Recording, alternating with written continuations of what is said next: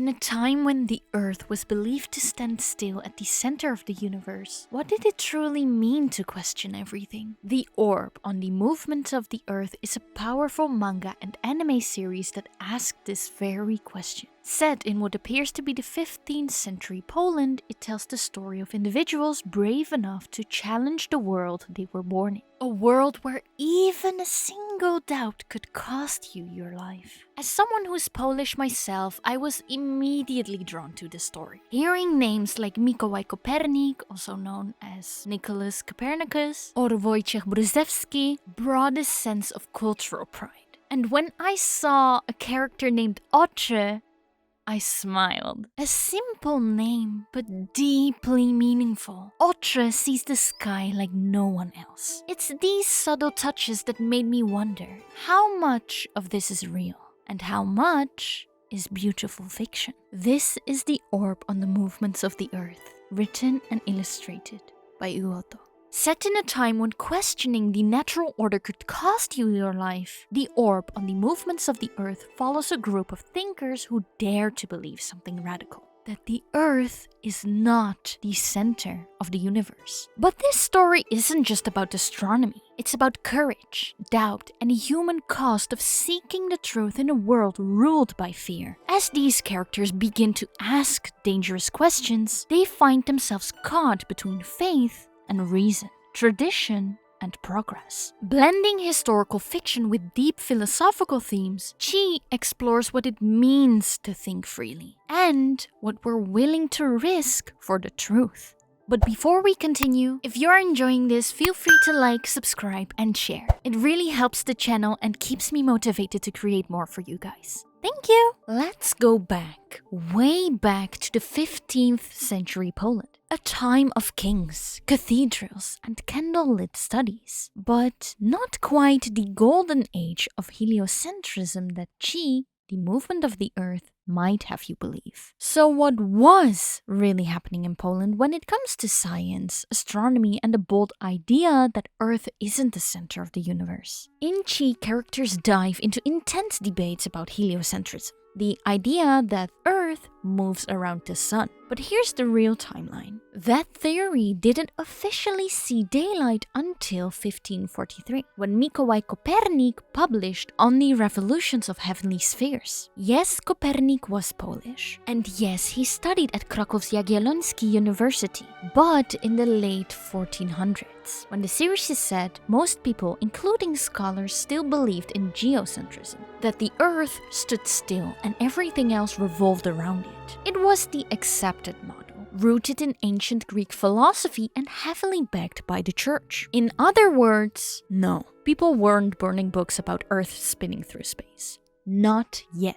Although I do have to mention that Mikołaj Kopernik was the student of Wojciech Bruzewski, also known as Albert Bruzewski, who we do see in the end of the series, meaning that the story on its own could be seen as a possible fictional hypothesis. In the series, scientists are hunted, imprisoned, and even executed for their ideas. It sounds very much like medieval Europe, right? Kind of, but not quite Poland. Poland in the 15th and 16th centuries was actually known for being unusually tolerant. In fact, the Polish-Lithuanian Commonwealth would go on to become a sort of safe haven for different religions and philosophies, as long as they did follow the lines within the church's rules, obviously. Harsh crackdowns on science, like Galileo's infamous trial, happened in Italy, and much later in the 1600s. So while the fear of persecution adds drama and tension, the real 15th century Poland wasn't a place where astronomers had to flee for their lives. But still, they did have to be careful openly talking about such rational theories. Another dramatic twist, Chi shows underground science circles, gatherings of astronomers sharing forbidden knowledge by candlelight. But the truth is more academic. Scientific discussions back then happened mostly in universities or church-affiliated institutions. Copernic himself studied in Krakow, and later in Italy, all within official scholarly circles. Of course, there's no historical record of secret science cults in Poland. If anything, most knowledge was shared through public lectures, manuscripts, and debate. Now, this is a very inspiring one. She features women as intellectual equals in scientific discussions. While I love the representation, it's important to note that in the 15th century, women were largely excluded from formal scientific education. Universities, like in Krakow, only admitted men. A woman's path to scholarly work, if it existed, was typically through aristocratic connections, or again, the church. They would get a private tutor, but would not attend universities. So while there may have been curious and brilliant women, they didn't have access to platforms like the male counterparts. This is being shown in the series through Jolanta, who represents a glimpse of this, being able to do some scientific education. But in reality, it's far from the truth. Still, it's a nice way the series blend historical fiction with more modern ideals, and maybe spark some curiosity about real historical women who broke through barriers later on.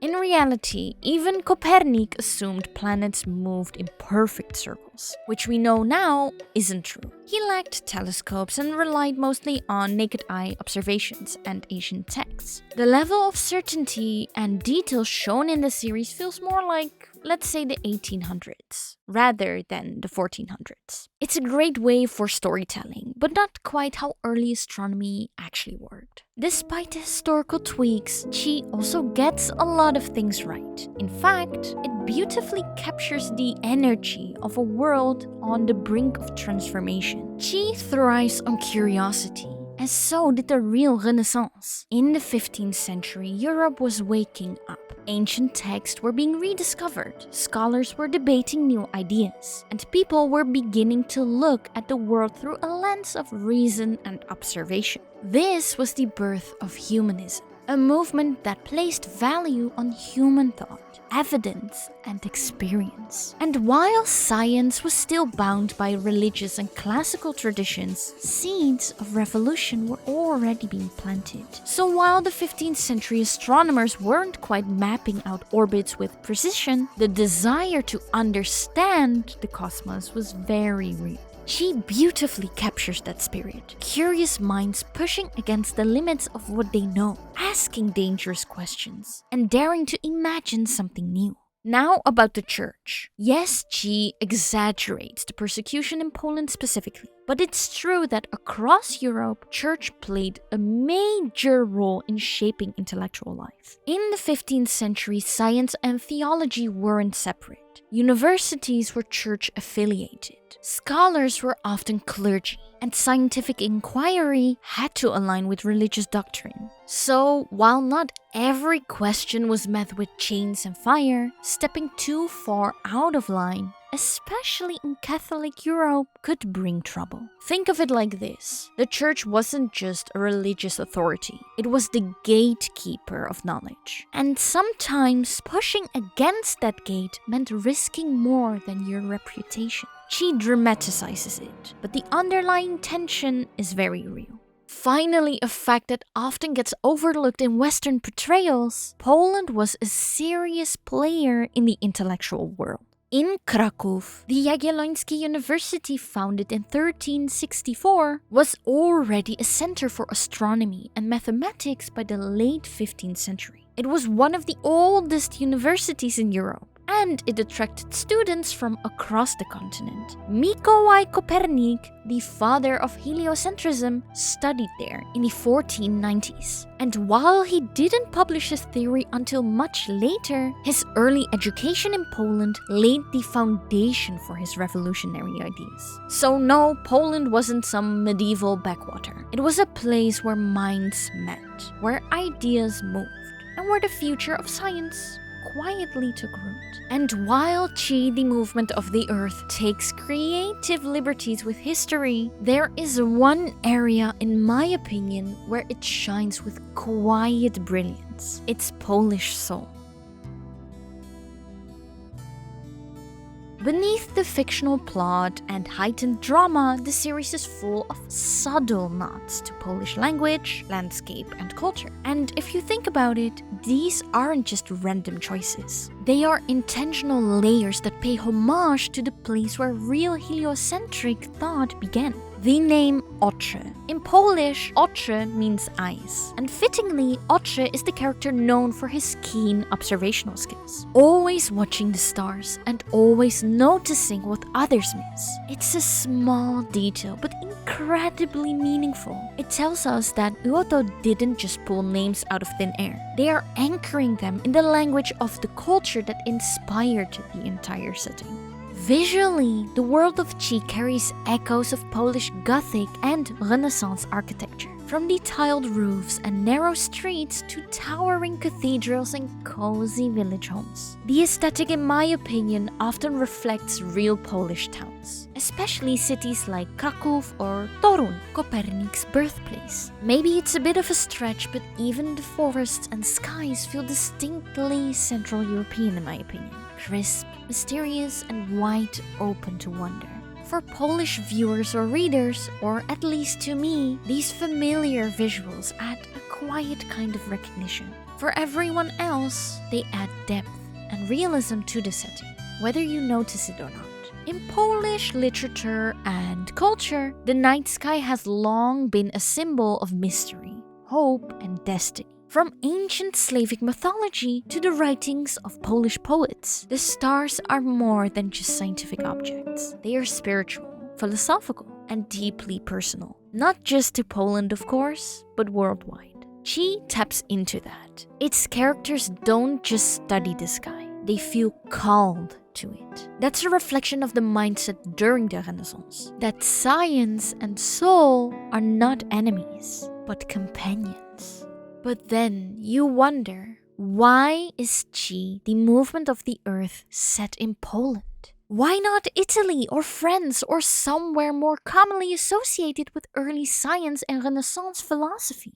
But when you look a little closer, it's actually kind of brilliant in my opinion. Poland has long been one of the most deeply religious countries in Europe, especially Catholic. Even today, Catholicism plays a powerful role in Polish identity, tradition, and public life. So imagine this, a story about questioning the universe, set in a place where faith is everything. That tension isn't accidental. It creates the perfect storm for philosophical storytelling. Because it's not just a story about stars or orbits anymore. It becomes a story about belief, about doubt, about what it means to challenge the very foundations of your world. And this is where Chi becomes more than just historical fiction. It's a mirror, a quiet invitation to think for yourself, to ask, what do I want to believe? What do I want to fight for? And what kind of world do I want to live in? By placing these questions in such devout setting, the series amplifies the emotional tension. It doesn't just hand you the answers. It makes you feel the weight of asking the question in the first place. And that is exactly what good philosophical storytelling does. Yes, Chi bends history. It plays with timelines and dramatizes events that didn't happen exactly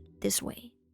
But that's okay. Because it's not trying to be a documentary. It's not trying to explain the science behind everything or every theory. It's trying to make you feel. It's trying to show what it means to question the world around you. To push against silence. To seek meaning even when it hurts. To be curious and ask about the meaning of life, of what there was, is, and what will be in a philosophical approach. And by choosing Poland, a place of strong tradition and strong faith, it turns that philosophical journey into something even deeper, even more human. So no, Chi isn't historically perfect, but the fact that it sets its story in a deeply religious Poland isn't a flaw. It's genius. Because it doesn't just challenge the characters' worldviews, it challenges yours. And that is exactly the kind of story that sticks with you.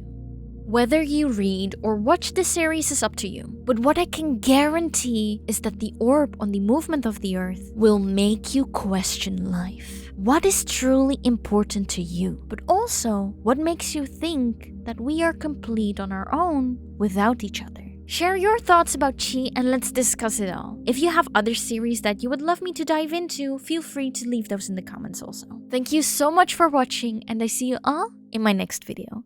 Bye bye!